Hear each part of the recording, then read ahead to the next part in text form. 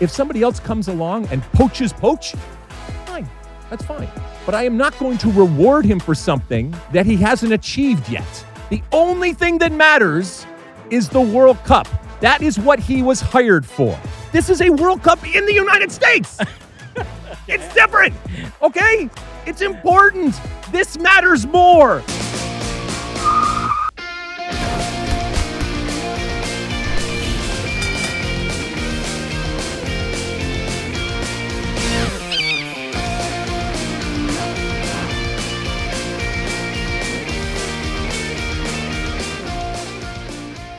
Hello, sunshine. I'm Alexi, Lalas, and welcome to the State of the Union podcast, where we look at the beautiful game on and off the field through the lens of red, white, and blue-colored glasses. This show, we'll be talking, re-signing Pochettino, dual national motivation, Messi in the Premier League, ? Bastoni, che vergogna, oh my goodness, Busio reminder, forgotten players, FA Cup, Kane's place, defending your life, World Cup Museum, let's see, what else? Title races, and so much more. But first joining us always, my friend, my colleague, my guiding lights, David Mosse, a soccer savant and a Fox soccer researcher and writer extraordinaire. Mosse, how you doing on this? What are we looking at here? Monday, February 16th in the year 2026 as we roll down the tracks towards this World Cup this summer. How you doing, my friend? I'm doing well. I did have an eventful weekend for good and bad reasons. What happened? On Saturday, I lost my apartment keys. I needed a locksmith to come. It cost me over $200. I'm having plumbing issues. The plumbers are coming later today to address that. And the sleeping problems continue. I did not sleep a wink last night. Do you not have an air tag on your keychain or anything like that? You don't do that, right? That's No. not you. Is my memory correct? But there is an incredibly epic story that involves you losing your keys, right? I would have to go back to that a was different car keys. Right, It was on exactly, a date at the beach in Santa Exactly. Monica. Go back and listen to it if you can find it in the archives over there. It's worth the time. At some point, Mosse, you'll retell it because it's an incredible story. All right. Well, we're going to talk a little bit more. I know you've watched some stuff that you want to talk about later, and you've been some different places. But I did want to mention, because I was driving in, talking to my mom, who I know you talk to a lot, and I teased her because you had told me that you were going to let us know about your trip to a museum. Is that correct? Correct. Yeah, the highlight of my weekend was on Sunday afternoon. I went to LACMA, which stands for Los Angeles County Museum of Art. I wanted to check out. It was the opening day of this Football is Life exhibit in honor of the World Cup coming up this summer. It's this very talented artist called Lyndon Barrois, I think is how you pronounce it, from New Orleans. And he put together these mini sculptures of famous World Cup moments using bubblegum wrappers, and then he coats it and paints it. It's very, very cool. I enjoyed it, and it was packed, so other people enjoyed it as well. You go through all the different World Cups and famous moments involving legendary players, and he depicts it in a very cool way. I highly recommend it. Anybody that's in the LA area the next few months, go check it out, and you can make a day out of it at LACMA. It's a great museum in general. They've got a great Impressionist collection, Monet, Cézanne, Van Gogh. They've got a room full of Picassos and Matisse.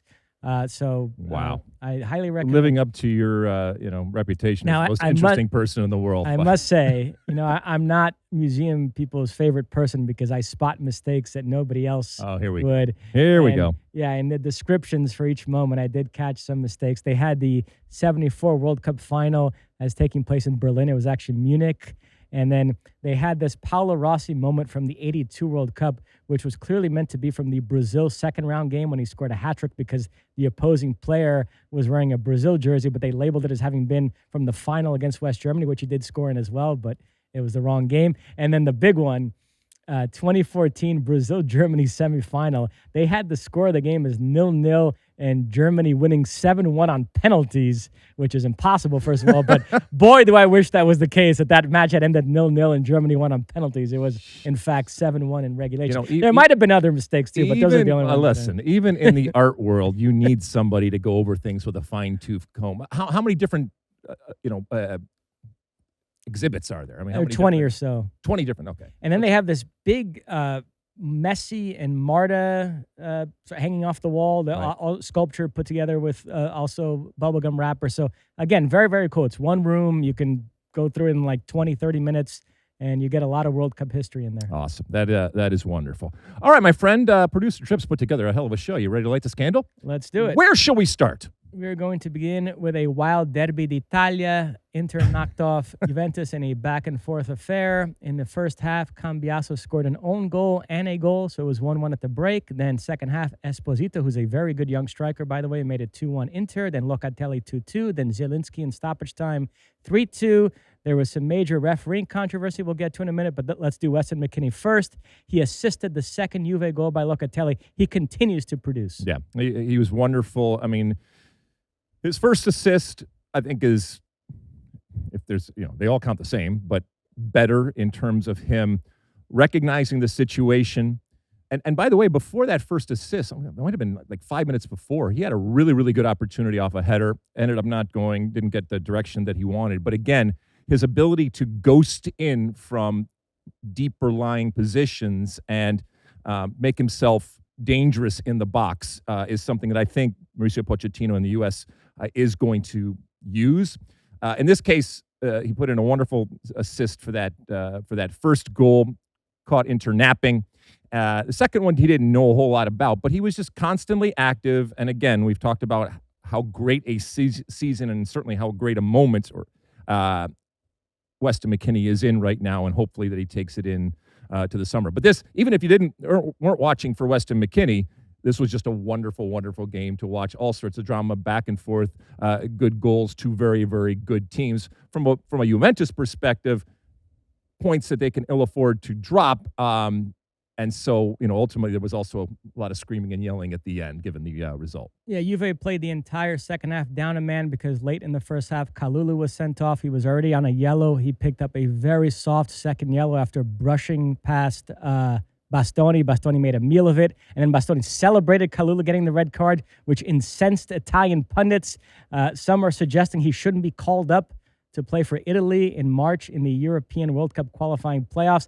That is insane, by the way. Italy, you've missed 2 straight World Cups. You're in danger of missing another. You don't have that many world-class players. He's one of them. This is not a time for ethics lessons. He should be in the squad. Nevertheless, a lot of people had an issue with his behavior. Luciano Spalletti clearly being someone that was not happy with this whole turn of events.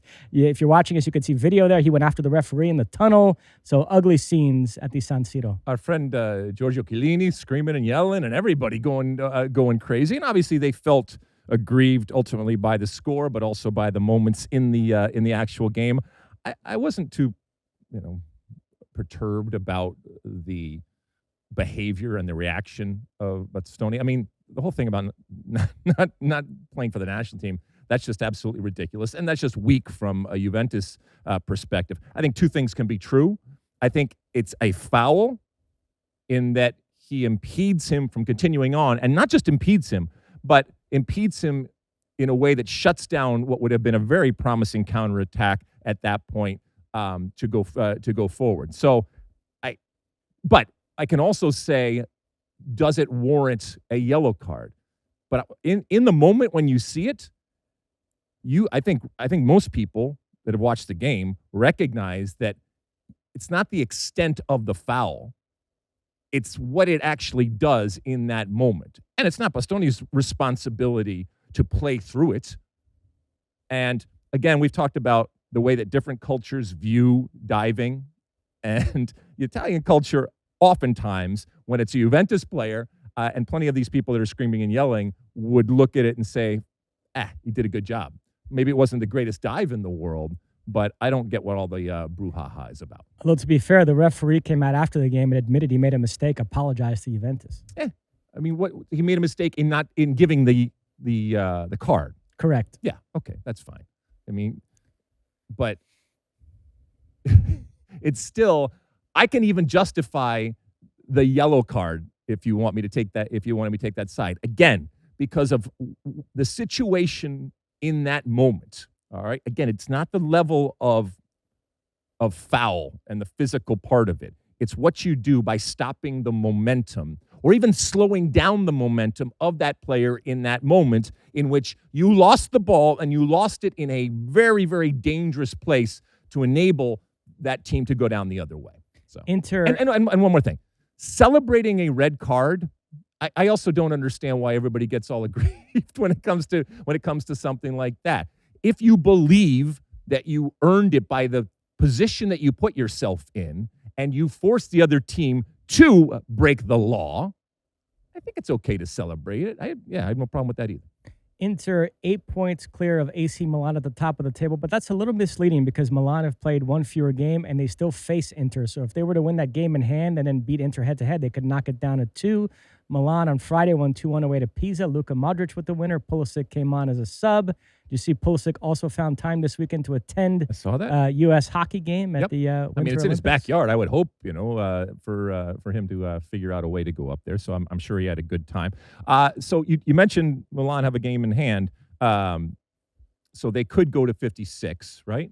Mm-hmm. So then it's a 4-point difference. Do you think that this is done and dusted still? No, Or? if they win the game in hand, they knock it down to 5. And then if they beat Inter, they would knock it down to 2. 5. Sorry. Yeah. But you think that So I don't think it's done and dusted. you don't? I do not. I think Inter's going to win. They're the better team, but But it's going to go down the wire. yes. Okay.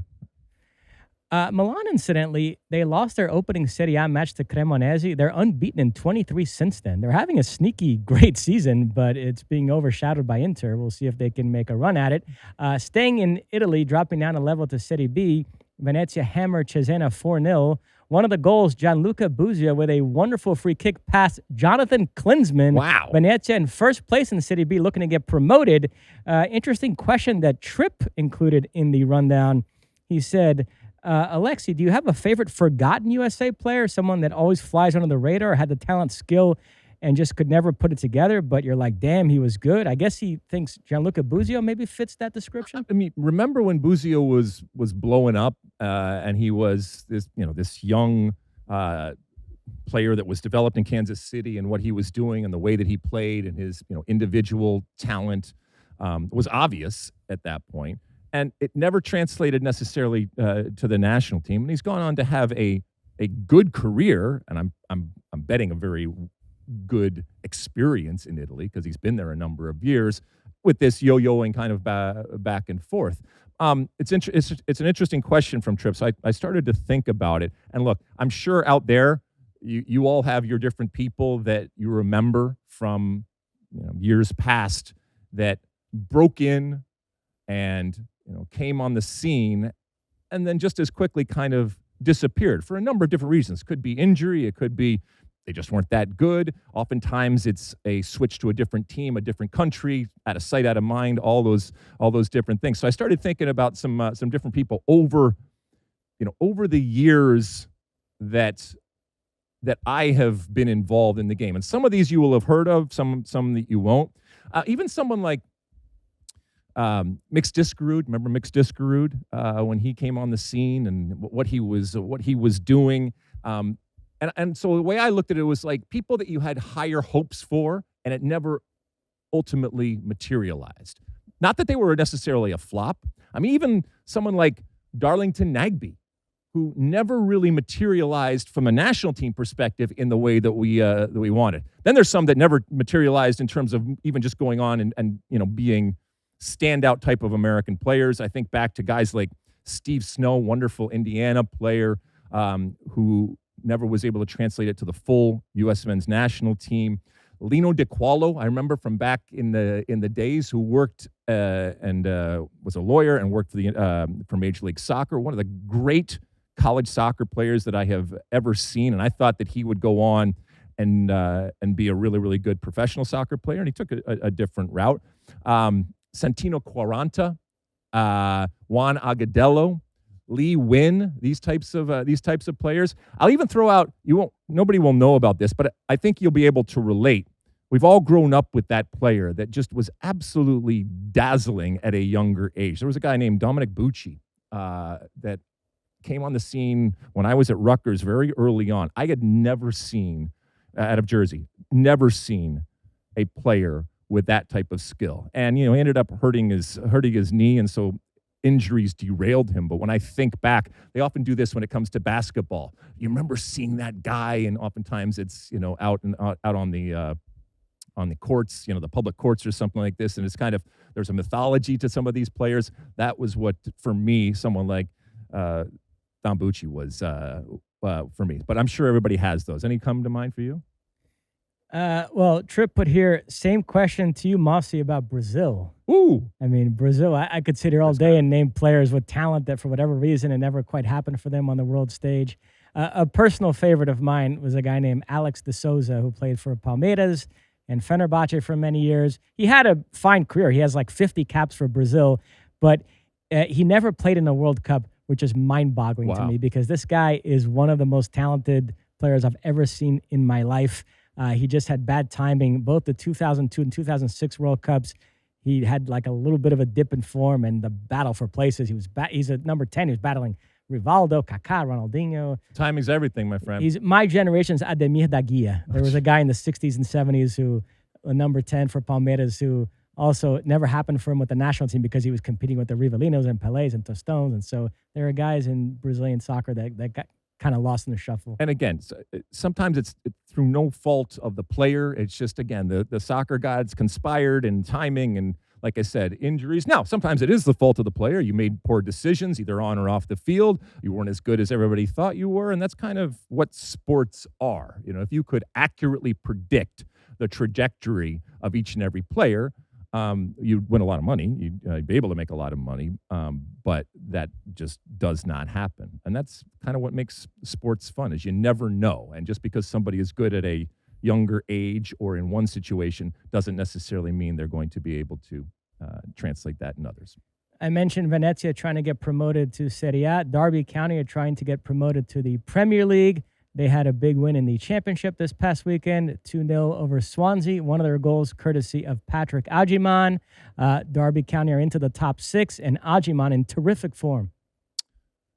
Agyemang, should we put this together? What's coming next? Because I think there's a bigger discussion when it comes to the forward position. Okay, we were talking before we came on air. When it comes to what Pochettino is going to do, there are players now that are, in a good way, making his job difficult when it comes to the striker position. Yeah, so there's a big championship showdown taking place as we speak. Coventry are leading Middlesbrough 3-1 in the second half. Haji Wright has a hat trick, all 3 Coventry goals. With this result, Coventry are leapfrogging Aidan Morris and Middlesbrough and moving back into the top of the championship table by 1 point. Haji Wright, talk about a guy making a statement. Yeah, somebody wants to go to the World Cup this summer and wants to go to the Premiership, I would think, too. So that's wonderful news. Again, it goes back to, I think everybody, if you're picking your forwards, strikers, and obviously playing one up top, which is what the U.S. does, I think everybody is confident that Balogun is the incumbent. And then it gets interesting because for a long time, we have just kind of inserted Ricardo Pepi there. And he's been injured and not come back yet where he is consistently scoring goals, let alone consistently being on the field. And so it might get kind of interesting and dicey when it comes to that second pick. And do you conceive of any way that Ricardo Pepi gets pipped by the likes of Agyemang and by the likes of Haji Wright? Although we know Haji plays multiple positions, but this is where we're seeing him as up top. No, as long as Pepi is healthy and plays reasonably well between now and the end of the season, I think he'll definitely be in the squad. Okay. All right. Well, anyway, these are good things, and congratulations to both of those players because they are doing, as we said before, when it comes to players like Brendan Aronson and others, they are making it as difficult as possible for Pochettino to pick that final 26-man roster. Championship sides also made noise in the FA Cup 4th round this past weekend. 2 of them went to head-to-head. Wrexham beat Shaw Brown's Ipswich Town 1-0. Wrexham off to the 5th round for the first time since 1997. Great news for Rob and Ryan. The draw did occur today, and their reward is they'll be facing Chelsea in the next round. Good luck with that. And most of the we watch these tournaments for the Cinderella stories, for the giant killing type of moments, and most of the big teams went through, including Chelsea, who they will face. But this is still a wonderful moment for this club that has had so many wonderful moments and has become such a story because of what they have done on and, yes, off the field in terms of everybody knowing about this story. But, it just gets that much harder. But sing while you're winning. Birmingham City and Leeds played to a 1-1 draw. Leeds then prevailed on penalties. Brendan Aronson came on as a sub and converted his penalty in the shootout. Leeds will face Norwich in the next round, which if Josh Sargent were around, it could be Brendan Aronson versus Sargent, but I don't think he's Sargent... around. He's around, but I didn't even include Josh Sargent in that conversation we just had. I mean, that's how kind of out of sight, out of mind he is right now for the U.S. men's national team. But Brendan Aronson is anything but, and showing he's got the heart and the nerve to come in and make his penalties. Who knows? There might be a moment this summer in the World Cup when the U.S. has to go to penalties. And who is Pochettino going to look at to step up and take that penalty? And Aronson has been in great form. He was Leeds' Player of the Month. We know Weston McKennie won that award recently with Juventus. So America, huh? They're shining all over the place. There we go. Like to see it. Now, the glamour tie in the fifth round of the FA Cup will be Newcastle against Manchester City. Speaking of Newcastle, I teased it before we started taping. I told you my dad had a rant this weekend. Yes. Did you catch the Aston Villa-Newcastle match? This was the VAR. So in the FA Cup, there is no VAR until the fifth round, so we didn't have it this past weekend. The Aston Villa-Newcastle match was a refereeing apocalypse. Tammy Abraham scored a goal which was given when he was clearly offsides. Newcastle should have had a penalty for a Lucas Digne handball that was clearly in the box, but the ref gave it outside the box. And to any rational person like my father, the takeaway there would be, it shows you that VAR, for all its faults, you're still better off having it because it can clear up these obvious mistakes. But no, the spin that many English pundits had was VAR has made referees worse. So this shows that we have to get rid of it so referees can get back to doing their jobs properly. Again, I think two things can be true here. And I think referees would readily admit that their reliance and the reliance and the security that VAR has afforded enables them, I think, at times to be much more, not flippant, but assured, maybe, even in their calls, because the shame that maybe initially was there when you had to reverse a call, I think that has I think that has dissipated. And they're much more at ease with being corrected by technology. But I don't necessarily think that that makes them lazy. The reliance that they have on technology right now, I don't think that means that they go out and are, like I said, flippant about the call. No, but leave it to the English to to find a situation that, to your point and to your father's point, shows how important it has become in the game, and for them to, blame human beings. Aren't they the ones that want human error back in the game? Not everybody, but many people that scream and yell for the good old days. Well, you just had an opportunity to see the good old days, and I'm sure that they would argue with me and your father and say, no, it's not really the good old days because the humans that we're using right now, they had their brain adjusted living in a VAR world. And so they're not actually refereeing in the way that the good old days would entail. We go to Germany next. Before we get to Bayern Munich, I'm going to go off rundown here. Oh, here we go. Augsburg beat Heidenheim 1-0. Noah Kai Banks started and played well. The Noah Kai Banks discourse has really revved up the last few days. We know Stu Holden's been banging the drum for Banks to be in the squad, possibly even as a starter for the World Cup. Landon Donovan is an avid listener of this pod, so he has decided to co-sign that take and present it as his own. He's also saying Banks should start at the World Cup. You're on an island, my friend, by not jumping on the Noah Kai Banks bandwagon. Yeah, I mean, the island is relative to the fact that he has not yet played a single minute for the U.S. team. And so I don't think it's crazy for me or others to question as to whether this is the best possible course. I mean, whether it's Stu or Landon, maybe their argument is simply coming from the fact that they don't feel, and this is a legitimate argument, that the U.S. has quality center backs come this summer. They might not be enamored with, your Tim Reams or any of the other ones other than Chris Richards. You might not like Miles or anything like that. Okay, that's fine. But again, Is this because we're in an emergency situation? Because I think that there has been plenty of time over the past year. Noah Banks didn't just suddenly appear. He has been playing consistently, and he has been playing consistently well now for a while. Now, he was brought into a camp. He didn't show up on the field. But again, if Noah Banks makes the team and he is starting for us, that's great. That's fine. But to call for Noah Banks to start in a World Cup for a guy that has never played a minute for the national team, that's where we are right now as a national team. Going into the 26th World Cup, we are comfortable playing somebody that's never played for this U.S. team. Pochettino has been so consistent about putting together the right group of players. And it's not just about being a good soccer player. It's how you fit in with others. And it's the best collection of players as opposed to the best players. And yet now you're going to parachute somebody in that has never been on the field. Be careful. You might mess with the dynamic that you worked so hard to create. I'm not saying Noah Banks is a problem by any stretch of the imagination. But again, it just seems like a huge emergency type of thing to do when I didn't realize we were in such an emergency. But maybe Stu and Landon do. And again, if Noah Banks is on the team, wonderful.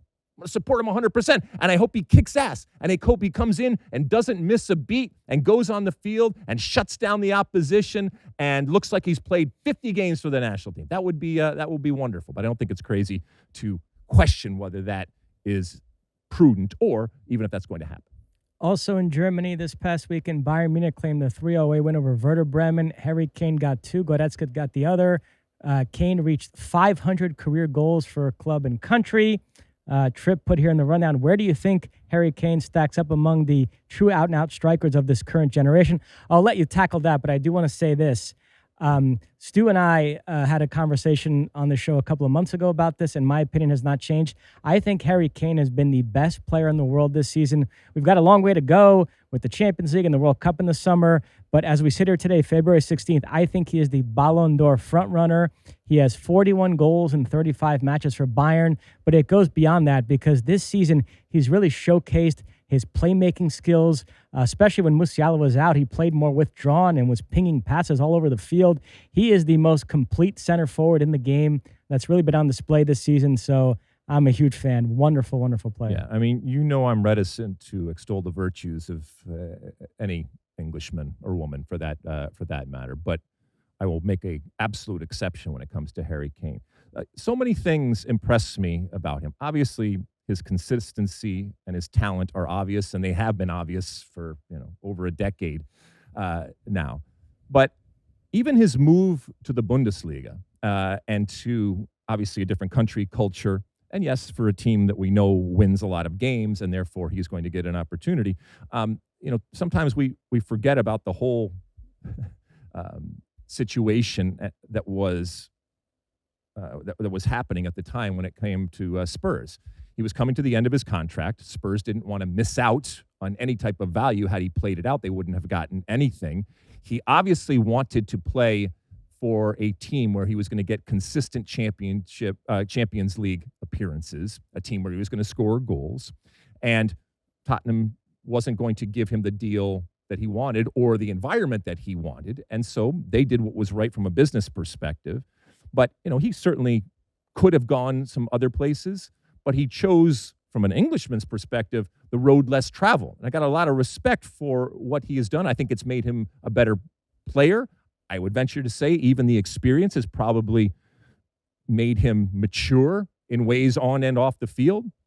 And, to your point, I think he is arguably the best player in the world. I think he's up there when we talk about, and I think he is crucial to whatever success England has this summer in the World Cup. So I can't say enough. Where does he rank in strikers of this current generation? Like I said, right up there on the top. And if you have those strikers out in front of you and you're just playing a pickup game and you have to pick, I don't think anybody would look askew at anybody who would pick him first. Years ago, I remember asking Warren Barton and our boss, John T. Whitehead, Gary Lineker, Alan Shearer, Harry Kane, each of them on their best day. Who are you taking? And they both said Shearer. Now, Warren's a little biased because that's his former teammate, but that was years ago. Harry Kane has kept going, doing amazing things, breaking records. I wonder what they would say today. Keep in mind, Kane was probably going to break Shearer's all-time Premier League scoring record by going to Germany instead. He, passed up on that opportunity, but nevertheless. Yeah, I mean, it's different in soccer, I think.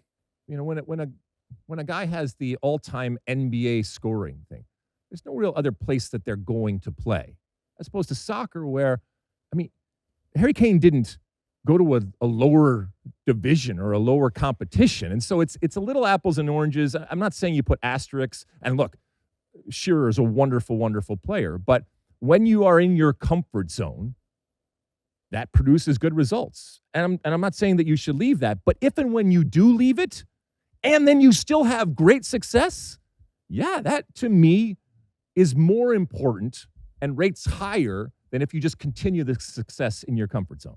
The interesting sliding doors moment is he tried to force a move to Manchester City first, couldn't get it, and then ended up going to Bayern. Had he gone to Manchester City, you wonder where Erling Haaland would have ended up and where those two guys would be today. Oof.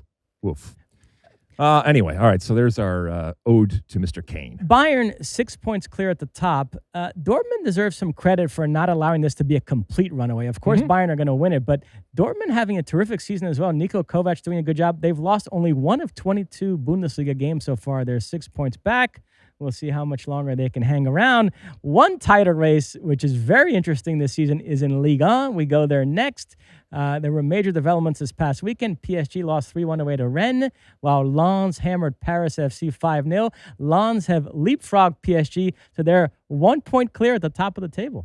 So there are some tight races around Europe here, and that's obviously a good thing. We've talked so much about the kind of haves and have-nots when it comes to European leagues, a lot of European leagues, and traditionally. But we also recognize that when it comes to the top, there's usually 2 or 3 teams, maybe less so when it comes to the Bundesliga, where oftentimes the aforementioned Harry Kane and company, and certainly historically, Bayern Munich have run away. But if you look through the leagues here, Mosse, most of them are,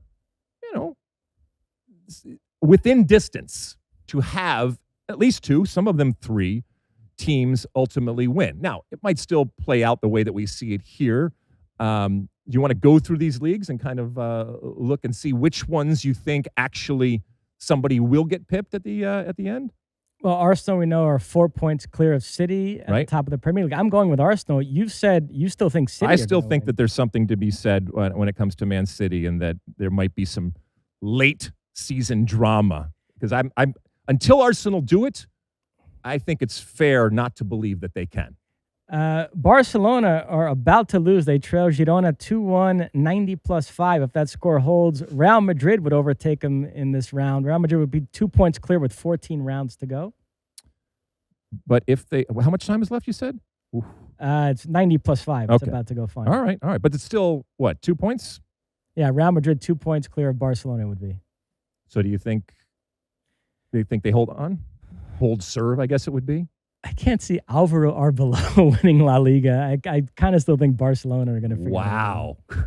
Really? That's the most backhanded compliment I've ever heard. Wow. And then the other 3 we've talked about, Bayern 6 points clear of Dortmund, Inter 8 points clear of Milan, but Milan have a game in hand. And then we just mentioned Lens 1 point clear of PSG with 12 rounds to go. We should note PSG have won 11 of the last 13 Ligue 1 titles. They have screwed up twice before in the 2016-17 campaign. Remember that? A Monaco team led by a teenage Mbappe pipped them to the title. And then in the 20-21 campaign, Lille beat them to the title. That was a season which PSG was managed by Tuchel the first half of the campaign and Mauricio Pochettino the second half of the season. 2 guys that we're going to talk about in the AskAlexi segment today. All right, so quick, you think Inter hangs on? Yes. Yeah? Okay. You think Bayern hang on, even though Dortmund making this late season challenge here? Yes. Okay, you got that. You said that you Real Madrid, you think, is hanging on. No. I said Barcelona. Remember? I'm sorry. You said Barcelona, Pip, and you're good with Arsenal there. Yeah. What about over in the Super League over there in Greece? You got Ike and Olympiakos. 49 points for Ike and 47 points for Olympiakos. Who do you got? I'm not even going to pretend like I have a feel for that one. PAOK is at 46. All right, just pick one. You want the yellow team or the red team? I guess PAOK. Okay. Oh, PAOK. You're the third place team. All right, 46 Well, points. they have a game in hand. Okay, to all right. teams. Okay, there we go. Wonderful. All right, we just wanted to make sure. I mean, the point is that this is a good thing. This is a good thing for the European game. This is a good thing for all the individual leagues to have competition, because what does competition? Adds drama, and you want people watching the drama all the way to the end. And sometimes there's runaway leaders, and the only thing they're concentrating on oftentimes is European play, but that's not the case here. And so many of these teams are going to be fighting on two fronts. Where to now? Now, PSG are in action in the Champions League this week. They face Follering Balogun and Monaco in the playoff round. The other Americans in action, Weston McKennie and Juventus take on Galatasaray. Johnny Cardoso and Atletico Madrid take on Club Brugge. Yunus Musa and Atalanta take on Dortmund. And there's one more. Malik Tillman and Leverkusen take on Olympiacos. All right. Wow. We almost had a glitch there in the Mosse matrix there, but you recovered sufficiently. Yeah. Where to now? No thoughts on any of those ties? I mean, we've talked about the guys that are involved that were the Benfica Madrid. I mean, I'm interested in that. You know, Jose Mourinho is the best. He said this. He continues to claim that he left Real Madrid completely by his own accord.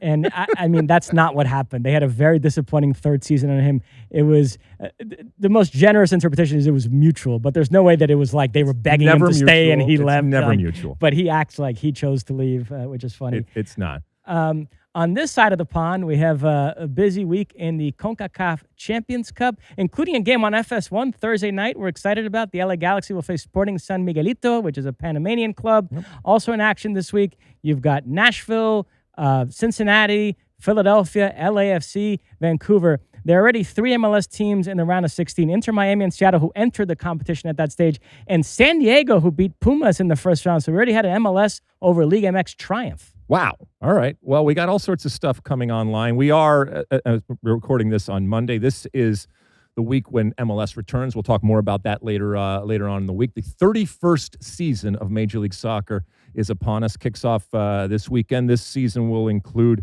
obviously, the 30 teams that they have over there at Inter Miami. They will be opening up their new stadium here at the beginning of the season.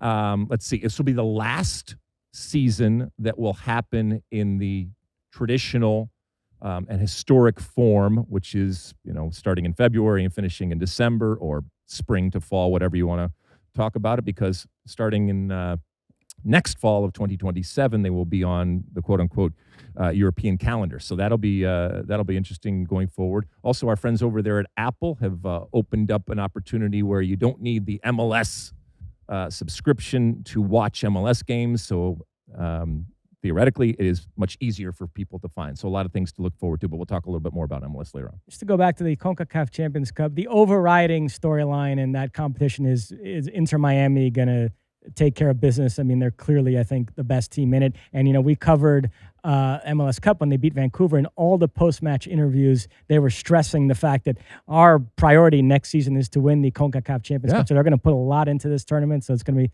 fun to see how they do. This Galaxy game on Thursday, John Strong and Stu Holden on the call. Those two have been a little bit of a hiatus. We get the Madden and Summerall of American soccer back in the booth this Thursday. Well, they should be thoroughly rested. Yes. And coming out of hibernation. That's wonderful when the bear that is John Strong comes out of the wilds of Oregon hibernation. So I'm looking forward to that. And that is it. Okay, let's take a quick break. We come back. It's time for AskAlexi. All right, welcome back. It's time for AskAlexi, that part of the show where you send in your comments, questions, and concerns. Keep in mind, you can use that hashtag AskAlexi, and our handle out there on all the old social media platforms is SOTU with Alexi, or you can call into our State of the Union podcast hotline, which is 657-549-2297. That's 657-549-2297. Mosse, what do the folks want to know today? First up, we have a voicemail. Let's take a listen. Hello, Alexi and Mosse. Fitz from D.C., no relation to the swimmer referenced in the last One for the Road. My question is, I was talking to a friend who is what I would call a Premier League snob, and I am an MLS fanatic, and he said Messi would get eaten alive in the Premier League right now. Although I feel like right now I'm boring us, so I better get to the chorus. The question is, do you think Messi could play in the Premier League? And if not, do you think he will still have a successful World Cup if he's not at that level? Love the podcast, long-time listener, and I'm a big smasher. Thank you, guys. What a great call. Great call. Thanks. Spitzy, back at it again. Thank you for smashing Spitzy out there in D.C. I'm actually coming to D.C. Next week. So the short answer is, duh, yes. He would have no problem. He wouldn't miss a beat. He is not just a great soccer player, but he is arguably the greatest player ever to play the game. And even though he played the vast majority of his career in one place in Barcelona, he showed that he was able to go elsewhere. And there was, some curiosity, and he showed that he was able to go into a completely different culture, completely different language, completely, obviously, different soccer, and still be awesome. And I think it's even more impressive what he did when he came to Major League Soccer, because Major League Soccer is, we're just talking about the parity or the lack of parity that exists and has existed for, a lot of times when it comes to a lot of these European leagues. And it's one thing if you're playing for, in this case, Barcelona or PSG, but to come to MLS, where I know there's a separation, but relative to most places around the world, that parity means that you are not only each and every game coming up against teams that are at your level, but you got to travel and you got to play on different surfaces and you have to play in all the different challenges that Messi has already lived up to. Now, to your friend Spitzy, who doesn't believe that Messi would be able to adjust his game, keep in mind that as great as he is, and he is great, he is also an Argentine. And I know he came over early and, like I said, spent most of his career playing in Europe. But you never lose that Argentine ruthlessness that we've talked so much about, Mosse, over the years. Messi, for all his talent and his touch and his skill and his vision and his magic, he will cut you if he has to. All right? He has also had plenty of people around him that would do his bidding when it comes to taking people out and cutting people. But if he's alone, he will throw down. I have no doubt about that. Because I think what's underneath this, Spitz, is that you're calling him soft. And you're saying that in England, in the EPL, because of the rough and tumble nature of the league, and I think we can all admit that, yes, there is a physical element of the game that it's not that it doesn't exist elsewhere, but it's at a heightened level. But I still think that Messi would be fine. He is able to do things with the ball, whether it's a pristine field in Europe, or whether it's a not so pristine field in the altitude of La Paz or something like that. The dude just understands how to play the game, and he adjusts accordingly. I've always had this sense that, you know how on election night you see a map of the United States and you have your blue states and your red states? Sure. If you did a map of the world, every country, and you had like Messi country, Ronaldo country, I've always had this sense that of the major footballing nations, England is a decidedly Ronaldo country because they put a disproportionate amount of emphasis on doing it in the Premier League, which Ronaldo did, Messi did not. They all view it as the toughest, most challenging, best league in the world. And so it actually reminds me a little bit of during the heyday of the Pele-Maradona debate. I always felt like Italians were very pro-Maradona in that debate because he played there in the golden age of Serie A. That's fine. But, I mean, Spitzy's friend here had said, eaten alive. Well, there's a feeling today that Messi is still incredibly skilled, but just physically he walks around. And so in a league like the Premier League of high intensity, that maybe he'd be off the pace, struggle to keep up. I mean, I understand what you're saying, and the grumpy old guy in me could even try to make an argument there, but I still think that he would find a way, because maybe nobody in history has been able to suss out a situation. Could be relative to the opponent, could be relative to how he's feeling, it could be relative to, literally the environment, the field that you're playing on, the weather that you're playing in, the place that you're playing in, the stakes that are, all of that. I think he just has an innate ability to suss out what he needs to do to be great in that moment. And I think he would do it, and would do it consistently over there in England. By the way, they should be so lucky to have someone like Messi run around their fields over there. But to your point, I do think that because Cristiano Ronaldo played there, there's an affinity to him that Messi doesn't have. Who knows? Maybe in the future they'll be able to lure him over there for a couple of years. What else?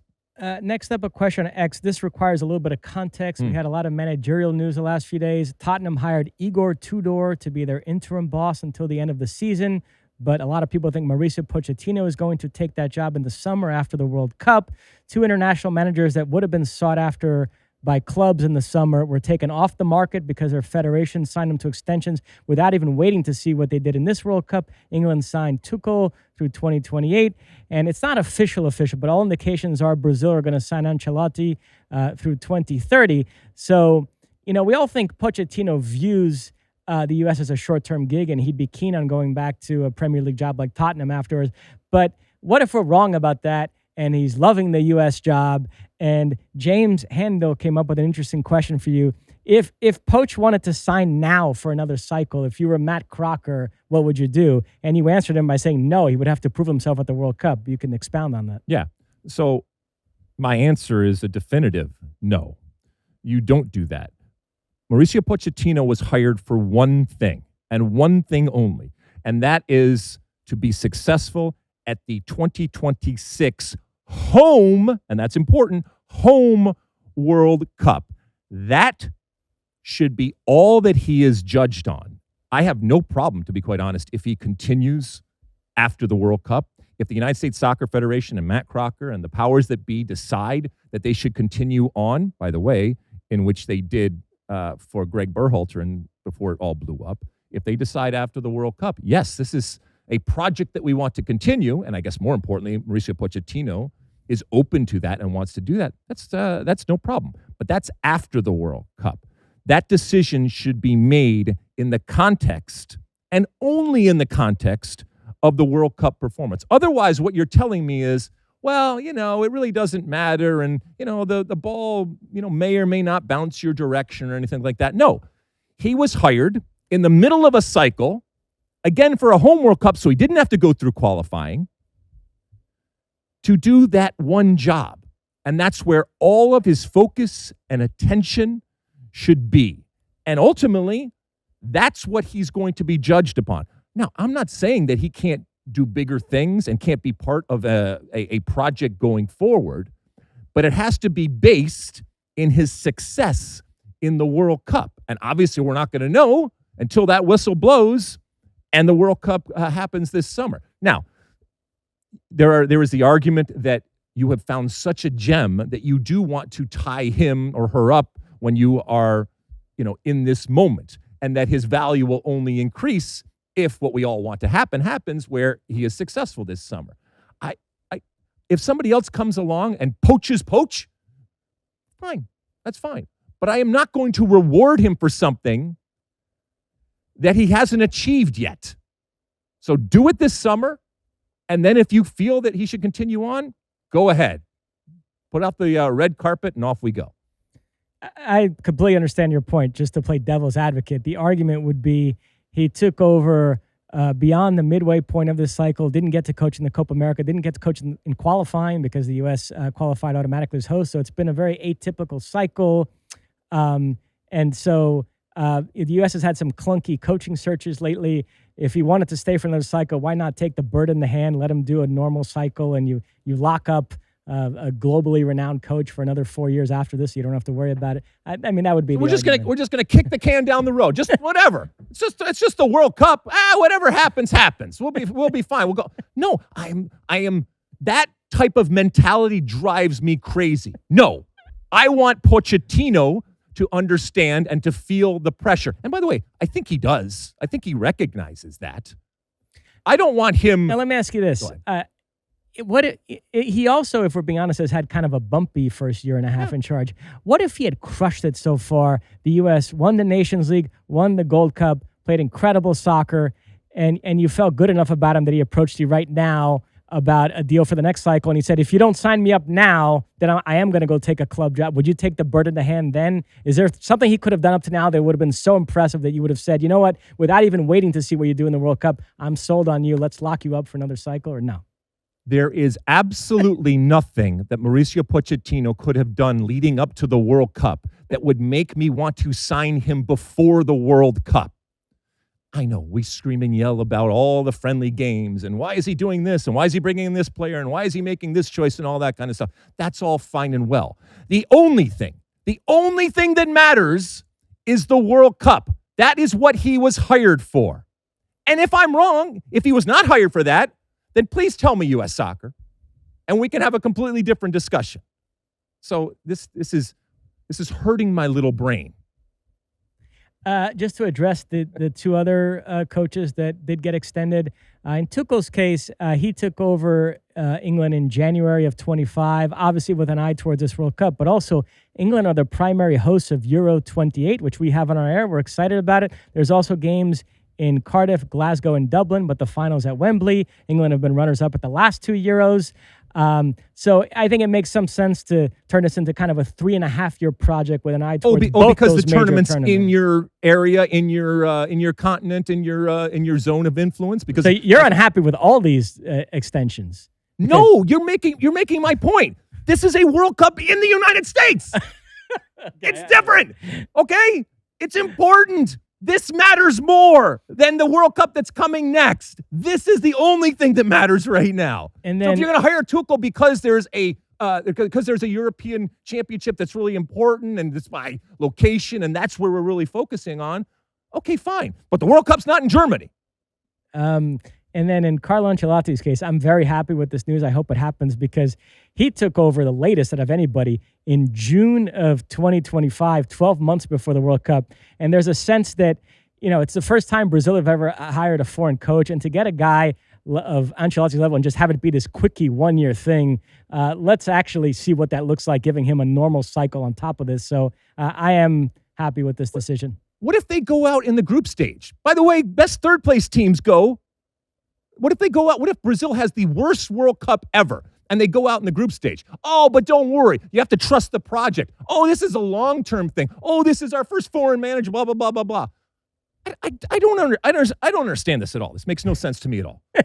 So both in England and Brazil's case, you think these are questionable decisions. Wait and see what the guy does at the World Cup. Just wait and see. And to be fair, a lot of English pundits agree with you. There is a precedent. They signed Capello to an extension before the 2010 World Cup and then didn't perform well and then had everybody wondering, well, why did they do that beforehand? So it's a debatable point for sure. All of these coaches and all these fans will talk about, pressure and how important pressure is. And you have to, live up to the moment and do all this kind of stuff. And then you're going to give what amounts to a free ride. If you're going into the World Cup knowing, I don't have to worry about my job. I don't have to worry about my future. No. Now, from Carlo Ancelotti's perspective, if you're wondering why he wants to stay in Brazil, have you seen these images from Carnival the last few days? He seems to be enjoying himself. Yeah. Okay. Whatever. Just. You're not in a good mood anymore. You're very fired up about it. Why am I arguing for the Brazilians? All right. I am on the side of the Brazilians in terms of winning. That's ultimately what matters. Winning the World Cup. That's what you guys have done. And now it's like, but we'll kick the can down the road and we'll figure it out later. Whatever happens, happens. Well, remember, Brazil is going through this existential coaching crisis, which is why we finally turned to a foreign manager to begin with. So it's not like there are great options out there that we would turn to. It's hard for me to envision the World Cup going so badly. Maybe it could, and then you'd see if there's out clauses in the contract. But it's hard for me to envision this World Cup going so badly that you wouldn't want Carlo Ancelotti to stick around as your manager. It's like giving a player a contract because he was really good in preseason. Come on. All right. Anyway, what's next? What do we got? Anything? That is it. That's it? Yep. Got me all riled up here. All right, let's take a quick break. We'll come back. I'll calm down a little bit for my one for the day. Okay, welcome back by the sight and sound of the van there. You know, it's the end of our show. And at the end of each and every show, I give you my one for the road. And Mosse, I'm going to let you set this up, but it has to do with dual nationals, something that we have talked about for years when it comes to the U.S. men's national team and what their motivation may or may not be. Yeah, so it involves Esmir Baraktarovic, who was born in Wisconsin to Bosnian parents, played for the New England Revolution in MLS, represented the U.S. at various youth levels, earned the senior cap in a January 2024 friendly against Slovenia, but then later that year switched his allegiance to Bosnia and Herzegovina. He moved to PSV in January of 25. He's playing alongside Pepe and Dest. He's having a good season. And over the last few weeks, I've seen some U.S. fans lament that they lost out on him. They think he might have been able to make this World Cup squad. I actually had somebody on X message me recently about him and said, why don't you guys talk about this guy? I was waiting for the right opportunity. And lo and behold, he gave an interview that went viral in the last few days, reflecting on his decision to choose Bosnia over the United States. And usually with these dual nationals, they go out of their way to say, it was a tough call. I have affection for both countries. But young Esmir, it was a 3-minute interview where the guy teed him up 4 or 5 times on it, and he kept saying, no, it was Bosnia all the way. I'm Bosnian. This was my dream to play for Bosnia. And so that upset some U.S. fans that felt like, well, why did you play for us at all then? They feel like he used the U.S. I saw Taylor Twellman posting about it, suggesting that the U.S. Soccer Federation needs to do a better job vetting these players, not giving opportunities to guys that are never going to choose you. You were part of that 98 World Cup squad, infamously included a guy named David Regie. We're on the eve of another World Cup, so this topic of dual nationals is very much in the air. So I suggested this as a one for the road today. Take it away. Yeah, so maybe a little context. I think we've talked about this before, but I think it bears repeating in that the age of the dual national is not necessarily new. It goes back, even back in 1994. But the amount of dual nationals and, more importantly, the mining of dual nationals is something that has obviously increased over the years. And, it was strategic in the way that the United States Soccer Federation identified and went after dual nationals. And it has provided, wonderful talent and talent that maybe in the past we wouldn't have known about or identified or wooed, for that matter, going forward. But thank you, Esmir. You've actually done us a favor in pointing out the fact that in this day and age, you can be used. Now, I'm not up in arms about this because I just kind of assumed that in many cases, there was a mercenary aspect to these players. And I'm not saying necessarily this applies to Esmir. As a matter of fact, in the interview, he talked about how important it was in terms of his heritage and his family and how proud he was and is to play for Bosnia and Herzegovina, right? So that is not necessarily anything that we haven't seen before. But for him to kind of very publicly show how he used the United States and used the infrastructure and the opportunities that were afforded to him by U.S. soccer and by American soccer in general to put himself in a position to have this opportunity, that's great. And congratulations. But I also think that there is an element oftentimes when it comes to dual nationals, like I said, where they will look and they will say, well, I can't play for this team. Now, I know there's a lot of people out there that believe that he could. And so you're going to win some and you're going to lose some. And yes, there is a recruiting element that is necessary and is a skill for the U.S. national team and for the United States Soccer Federation, and ignore it at your own peril. But there's also a huge part of me that at some point says, if you don't feel that pride, and Esmir actually in this interview showed how much pride he has, just not for the U.S. team. If you don't feel that pride, it will manifest itself in its performance. And so had he gone with the U.S. team, given the way he obviously very publicly feels, I'm not sure it would have been for the right reasons. And so I want you as a player, if you are a dual national, I want you to pick the U.S. for the right reasons. And I'm not naive. I recognize that the opportunity to play in a World Cup or the opportunity to be on the field for a team is something that's hard to turn down. And there's a practical reality to that.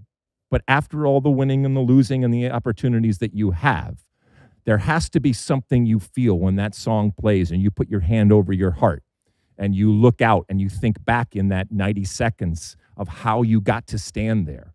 There has to be something more. There has to be something more than the score. There has to be something more than the actual game. Because unlike a club situation, you're representing a country.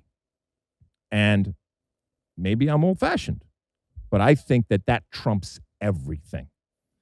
And it's something that I love about the international game, something that I look forward to, for example, to this summer, not just to see the goals and not just to see the wonderful competition, but to see the pride that players and fans and people around the world feel in that moment for representing the country that you love.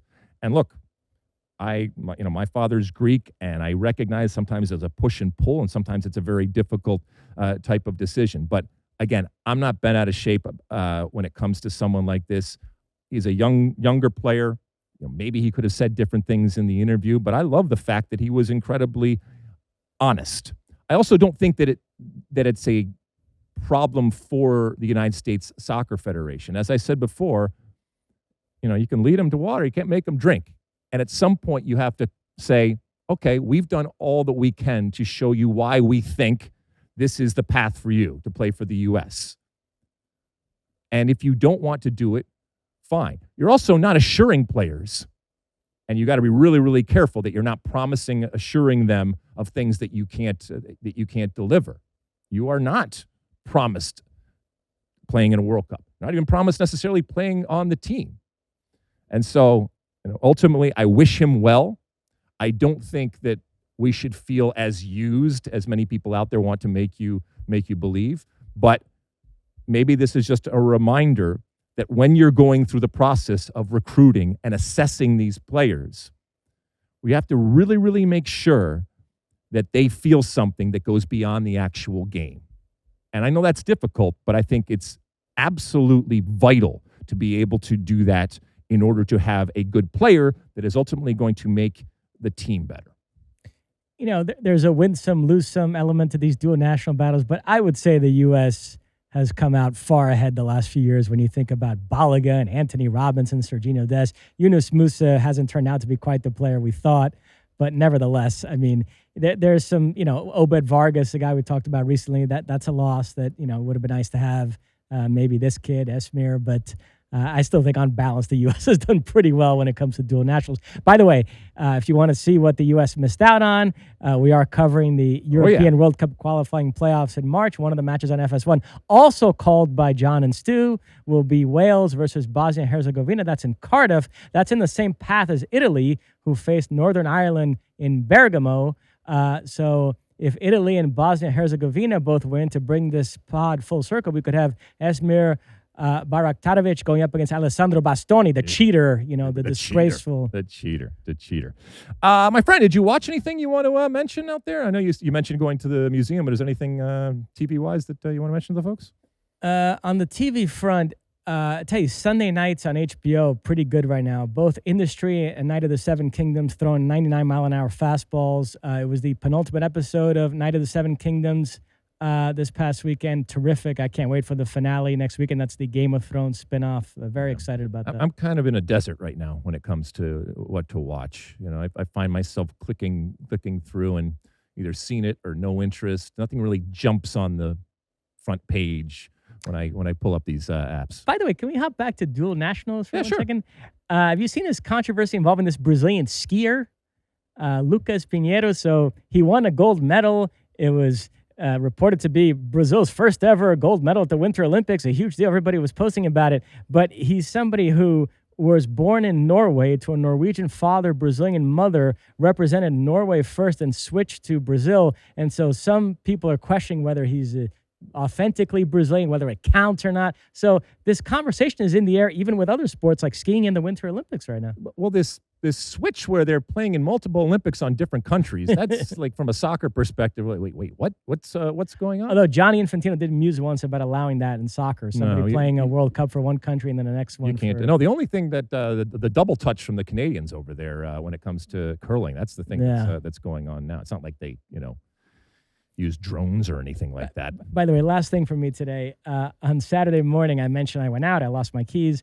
It was funny. I was going for a walk down San Vicente Boulevard in Brentwood, and I saw this huge line of guys, and it was outside of a flower shop. It was Valentine's Day. That's called leaving it late, my friend. If morning of, you wake up, you get an alert on your phone. Oh, shit, that's right. You got to rush out to a flower place. Well, like I said, I'm in a kind of desert and watching things, but I will mention this. I think it came out a couple of years ago, documentary over there on, I think it's HBO, Albert Brooks, Defending My Life. And it's really, really good. I did not grow up with Albert Brooks, and so I didn't know his whole backstory. This one, takes on added meaning because it was done by Rob Reiner, one of his best friends. He actually went to high school with Albert Brooks, and it goes through his entire career, and it really kind of shows you how interesting and how innovative and ahead of his time in many ways he was in the things that he did. And I just didn't have context because I didn't grow up watching him, and he wasn't on my radar until later as an actor, but just an immense talent and a really well done documentary when it comes to, cataloging and showing his progression through comedy, and really kind of avant-garde type of pushing the envelope type of comedy, television, albums, and obviously movies, writing, directing, and starring. So, and we did lose Robert Duvall today. We did, yes, 90-something years old. God, what a legend! What a legend! All right, listen. We will talk to you, like we said, later on this week. We have the new MLS season upon us, so we got a lot of things to talk about. As like we said, we head down towards this World Cup. So a lot of things going on and off the field. Keep reviewing and downloading and rating and subscribing and doing all the things. Like Spitzy over there, double fisting. Yes, back and forth. Smash that button. Smash it. Smash it. Smash it. Subscribe. Numbers are, out of this world. Doing wonderful things out there, and we appreciate each and every one of you hanging out, whether you're listening or whether you're watching this reunion. It's just wonderful. We are so delighted that people are spending some time with us. So spend some time with us later on this week when we come back. And until then, and as always, my friends, size the day.